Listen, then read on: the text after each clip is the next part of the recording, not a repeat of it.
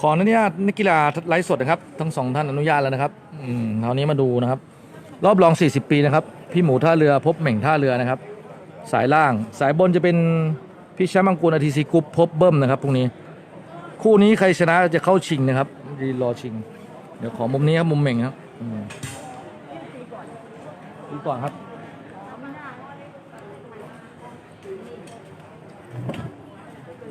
โอเคผมตั้งกล้องนี้นะพี่หมูบอกไลฟ์สดได้เลยพี่หมูไลฟ์สดพี่หมูดูผมพอพี่หมูไปนะครับพี่หมูชนะสมศักดิ์กันถังเข้ามานะครับโอเคผมตั้งกล้องไว้นี่นะเดี๋ยวเดินมาดูเรื่อยๆรอชมนะครับสูสีคู่นี้ลูกพี่ใหญ่ท่าเรือพี่หมูเสื้อส้มนะครับเจอเหม่งท่าเรือเหมือนกันแข่งนะครับสปิริตสูงครับนักกีฬาทีมเดียวกันจะแข่งเลย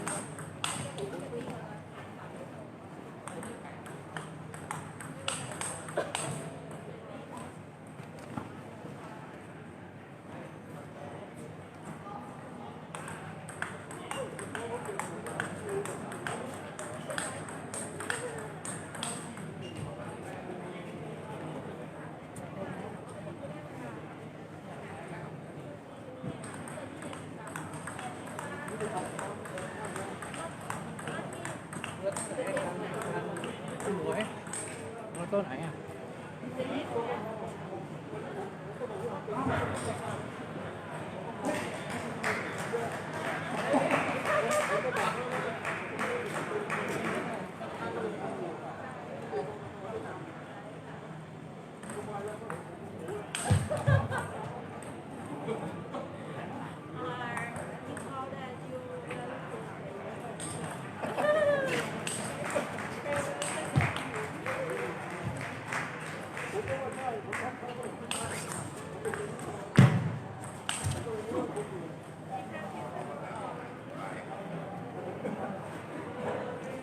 ครับคู่นี้ครับ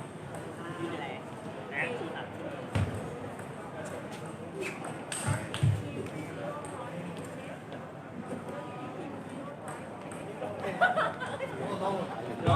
น้องกิดเชฟแป๊บเชฟเป็นนิสล็อกโซเชียล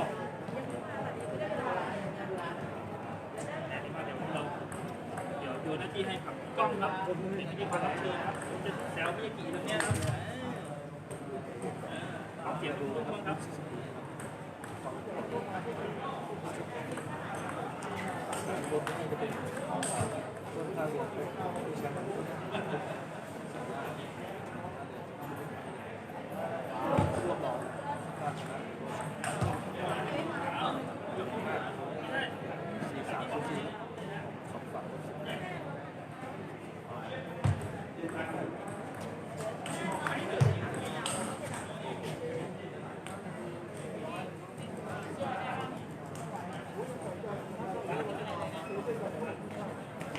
พี่กี่พี่น้องพี่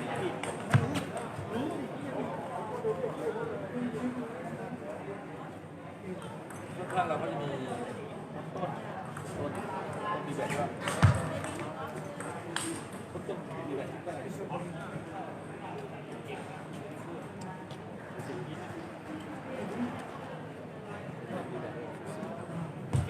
วัสดีครับหน้ากันไม่รู้จักพี่ไหนนะก่อน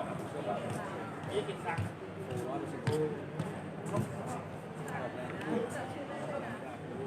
เมียไม่มาก็อย่างนี้เลยอันนี้เมียไม่มาใช่ไหม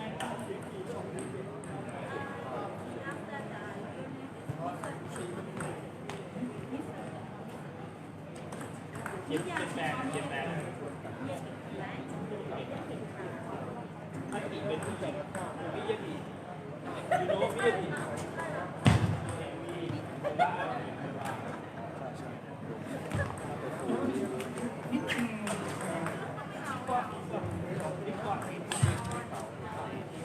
แรงก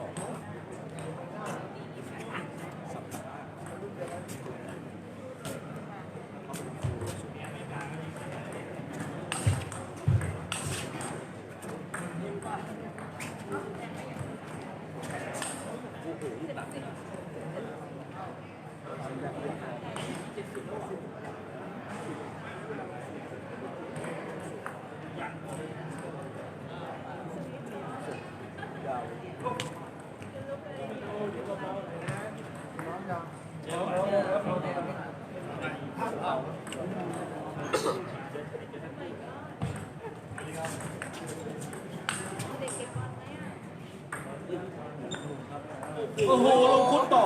ลูกนี้ต้อง2 คะแนนครับลูกนี้ต้อง2 คะแนนโอ้โหล็อกโค้งมาลง3 เหลี่ยมโต๊ะนะครับแล้วเมงก็ไปต่อลงคุดให้2 คะแนนเมื่อกี้ชนะไป18ครับคุณตีแบบฟรีมาก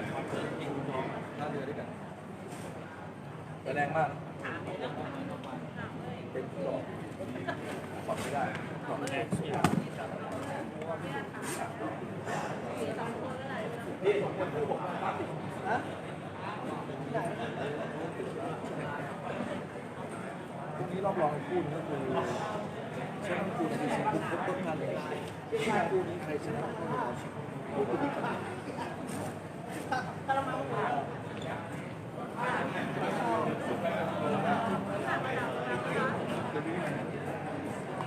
เซต2ทีมอยู่ใน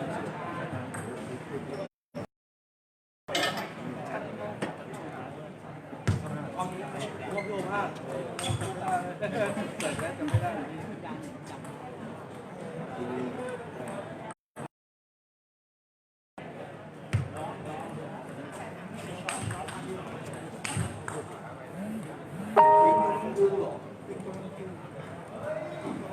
นะ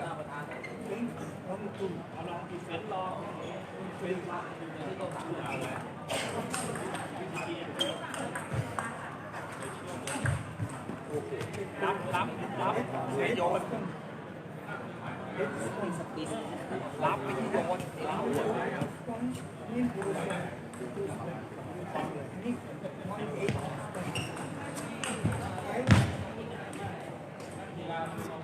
พี่วันพลาดก่อนพลาด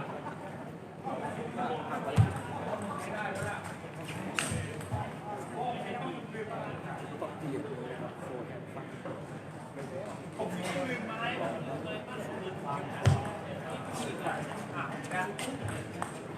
ครับโอ้โห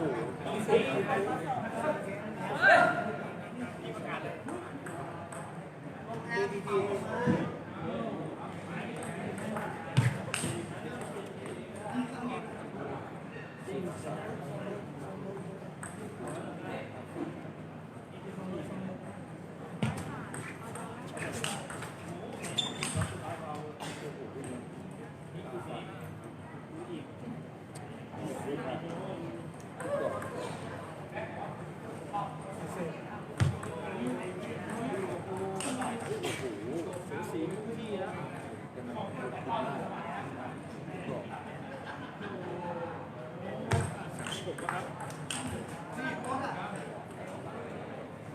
เซต 2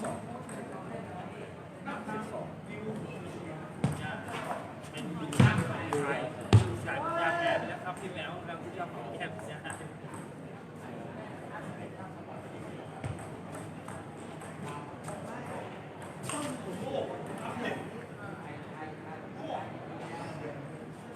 ใช่ครับแชมป์ประเทศไทยเขาไม่ได้ในปี37ยังเรียก2 ได้ใช่การเป็นสับเชยนะครับธรรมดาเราเหลี่ยมใจในยุคใช่เองครับมีคลาสสิกชาติทุกกรอบดูสิก็เนี่ยเขาฉายาฟิตในรุ่น40ครับตีกับคูนะครับบอลกับคูนะครับเลยใช่ครับขึ้นมาเยอะเลยครับตีประมาณ2-3 เดือนครับซื้อวิชาครับโอ้โหเก่งสุดเลยจับ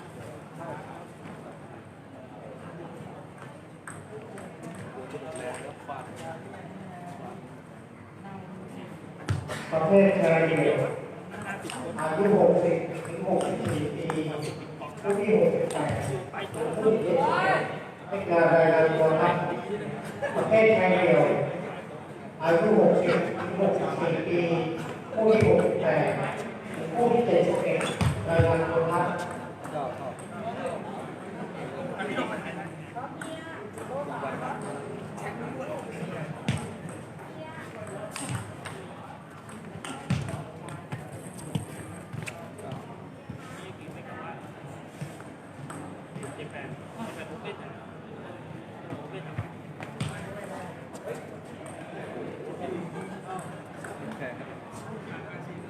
ออกช็อป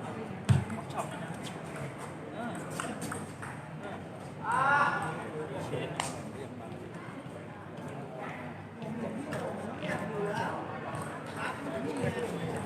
เม็ด15เรียก15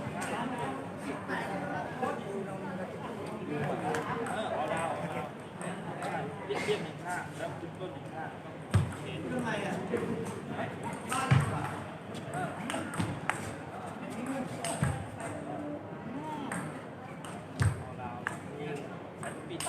โอ้โหคลาสสิกข้างคู่นะมีครบ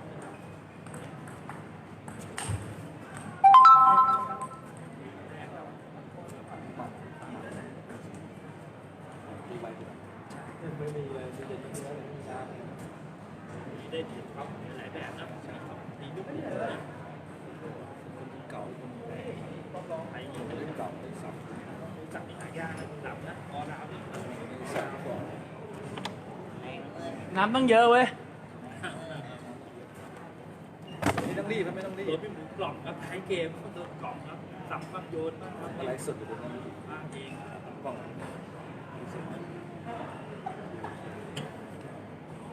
ช่วยกันประหยัดยิ่งประหยัดสนุกนะคนชอบเราเยอะแยะกันทางบ้านก็มีเข้ามาแซวมาหาได้ศึกษาครับศึกษาเยี่ยมฝากให้ต้องไปไหนก็คุณหนึ่งอีกน้ำ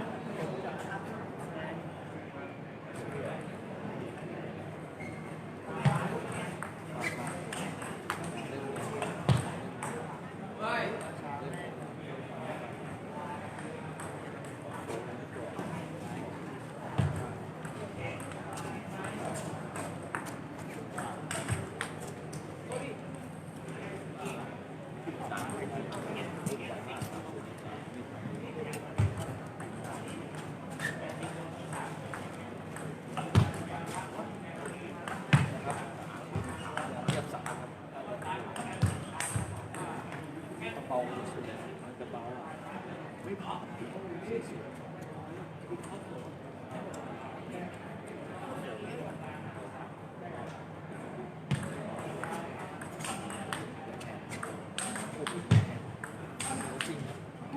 โห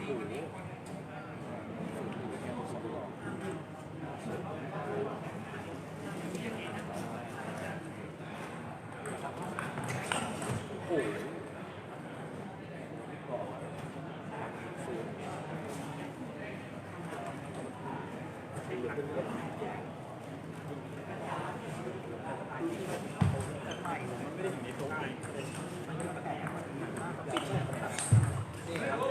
ต้องบอลมาเป็น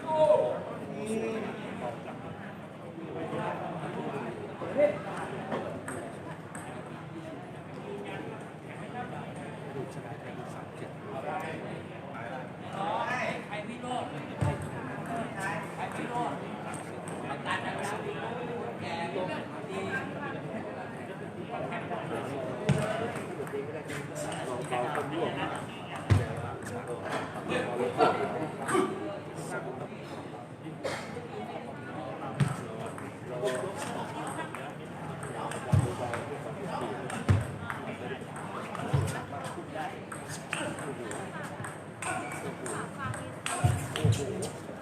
โอ้โหแต้ม2 แต้ม2 คะแนนแล้วนาทีต่ำลูกเราก็ปักโดน4-5 ดอก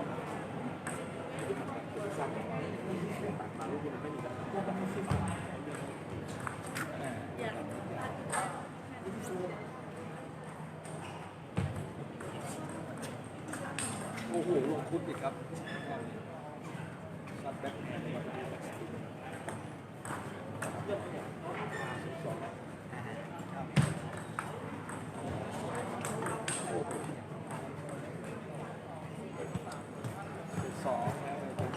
้วเอาที่เหม่งเสื้อสีดำนำไป2เลยตายไปเลยตายไปเลยตายไปเลยหมดแรงเนี้ยสายล่างนะครับหมดแรงตายไปเลยสายบนที่เป็นแชมป์โลกต้นทะเลเหม่งยังไม่หมดนะครับก๊อก2ก๊อก3ยังมีนะครับของป้องหน่อยครับของป้องสู้เต็มที่ครับเหนื่อยโหดมากครับโอ้ยังครับยังไม่ได้ครับมีผ่อนไทยแซวครับ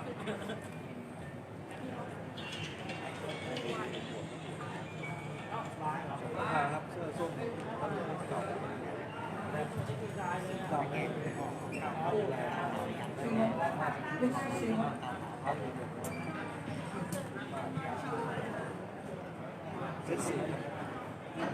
ถ้าเรือทำแบบนี้2ของคุณเราจะเดินมาไม่เอา 就是现在，same thing。 โอ้โหบอกเอาว่าตาที่ไม่ทำอยู่แล้วหรือแต่ตัวแล้วก็แต่ว่ายูบินรู้ยังไงผมไม่รู้มันจากไหน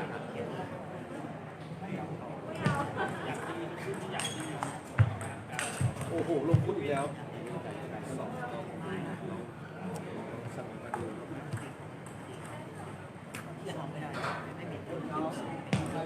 ถ้าแต่นี่จบก็คือการที่ซื้อจบคือถูกไหมล่ะก็คือใช่แล้วก็แล้วขาดทุนก็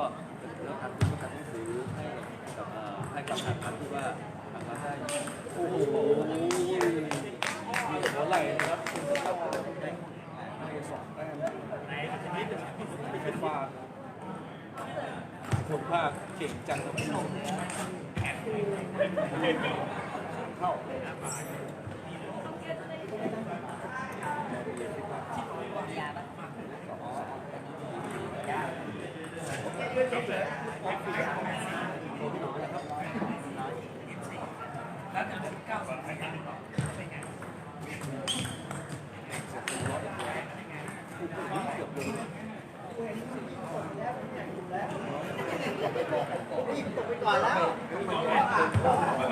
บอกเขาก่อนว่า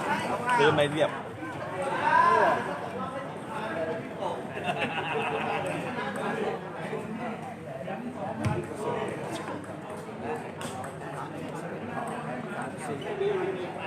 คนเด็กเกมเสิร์ฟไป2 แต้ม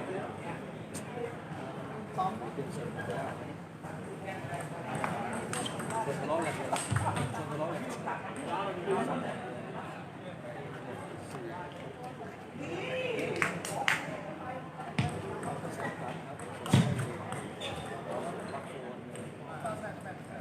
ดีกันไปมากครับเราจะเล่นแบบน้ำ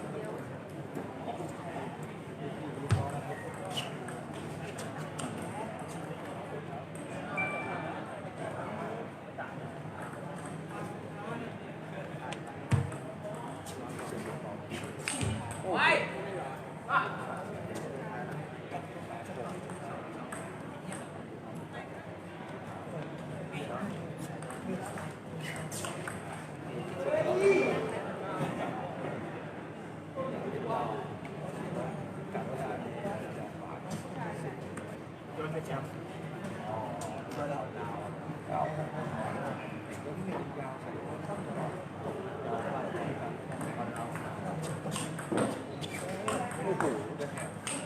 กล้ามากกล้าจริงมากสดมากมาก